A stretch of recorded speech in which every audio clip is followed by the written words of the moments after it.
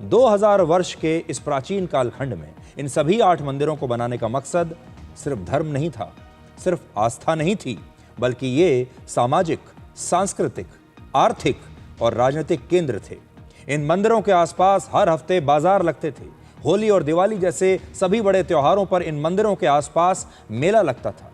उस समय के जो राजा होते थे, शासक होते थे, वो एक वर्ष में कई बार इन मंदिरों में विशेष पूजा करते थे। जनता से मिलने के लिए इन मंदिरों में आते थे।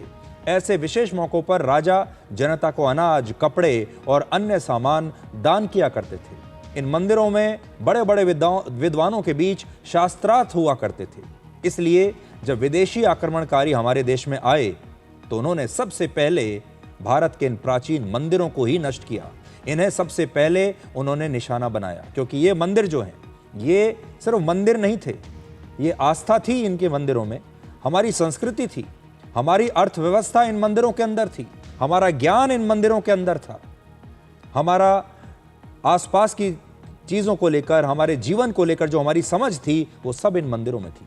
इसलिए ये सिर्फ मंदिर नहीं थे, ये उससे कहीं ज़्यादा थे।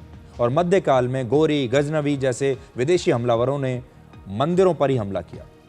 मुगल काल में भी देश के सैकड़ों मंदिरों को तोड़ा गया।